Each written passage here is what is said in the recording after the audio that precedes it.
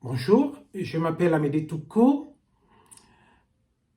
Je souhaite à travers cet élément vidéo apporter ma petite contribution à la manifestation de la vérité dans le cadre de l'assassinat crapuleux du journaliste camerounais Martinez Zogo. Je souhaite également que cet élément contribue à l'animation militant dans le cadre de cette affaire. Mon propos, je l'ai intitulé « De la capture de la nourrice à la pêche aux baleines ». De la capture de la nourrice à la pêche aux baleines. La nourrice dans la mafia est celle qui garde le butin. Elle est aussi la dépositaire de tous les dossiers compliqués. En cela, elle est redoutable, non seulement pour les ennemis du clan ou ceux dont les intérêts sont en collusion avec ceux de la mafia, mais aussi pour la mafia elle-même, parce que, étant dépositaire d'un certain nombre de dossiers, de secrets dans son ventre, elle fait peur, n'est-ce pas, aux différents éléments de la mafia. C'est pourquoi elle est délicatement, en général, bichonnée. C'est pourquoi lui sont concédés un certain nombre de privilèges, de pouvoirs qui dérogent de l'ordre républicain. C'est ce que j'ai souvent expliqué à travers ce que j'appelle la République parallèle. Cette organisation mafieuse qui gravite autour de la République dite légale, qui est souvent en conflit même avec cette République-là, en antagonisme avec les intérêts, n'est-ce pas, de la République dite légale. Cette nourrice, donc, obèse de ses pouvoirs, de ses privilèges, est-elle une pieuvre, cancérise par le pouvoir des réseaux et de l'argent toute la société. Passe ainsi à la trappe les pouvoirs publics, les leaders d'opinion, les journalistes et même des politiques. La maturation de la mafia se mesure à sa capacité à s'internationaliser, c'est-à-dire à fonctionner hors du pays dans lequel elle est née. La mafia camerounaise a ainsi fait ses quartiers en France, en République centrafricaine, en Guinée équatoriale. Les enquêtes en cours, qui connaissent, semble-t-il, une certaine accélération, s'orientent de plus en plus vers la nourrice, qui apparaît comme celle qui a mis en exécution l'assassinat crapuleux de Martinez Zogo. Sa capture est donc pour les baleines une perspective redoutée.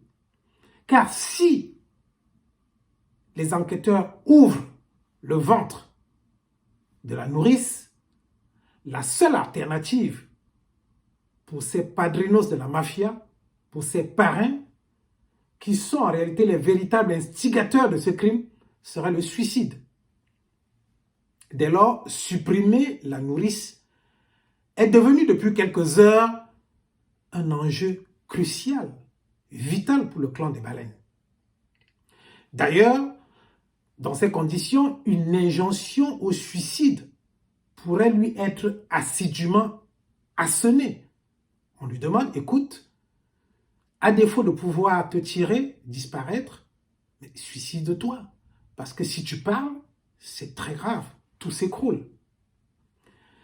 Les enquêteurs qui travaillent donc dans le cadre de cette affaire de l'assassinat de Martinez Zogo doivent être conscients de ces enjeux-là. C'est pourquoi ils doivent agir vite. Ils doivent capturer l'animal. Excusez-moi ce terme, j'ai du mal à humaniser le comportement des gens qui ont pu agir avec autant de barbarie. Ils doivent donc capturer l'animal avant qu'il ne se taise de lui-même par le suicide ou qu'on le réduise au silence par l'assassinat, par un assassinat notamment du fait des baleines. Ils savent désormais qu'ils ont dans leur viseur le plus grand receleur de l'histoire de l'humanité. Mais si on est receleur, ça suppose que l'on détient ou dissimule ou transmet une chose en sachant que cette chose provient d'un crime ou d'un délit, ou est liée à un crime ou à un délit. Et dans le cas d'espèce, le détournement des deniers publics, contre quoi se battait Martinez Zogo et ce qui lui a coûté sa vie. L'enquête ne sera donc juste, totale et impartiale que si elle implique les parrains de la mafia. Ils sont d'autant plus connus que c'est pour défendre leur système mafieux qu'ils ont éliminé Martinez Zogo.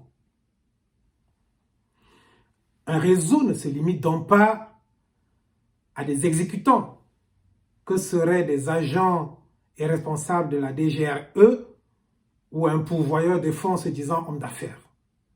Ils ne sont que des fusibles en réalité, car ceux qui organisent le système sont ceux-là même qui le financent, sont ceux-là même qui le protègent et qui créent des espaces de pouvoir et des réseaux. C'est cette architecture criminelle qu'il faut déconstruire complètement. D'où la question, est-ce que Paul Biya aura l'audace, le courage et la force pour déconstruire ce qu'il a contribué à bâtir en 40 années de dictature?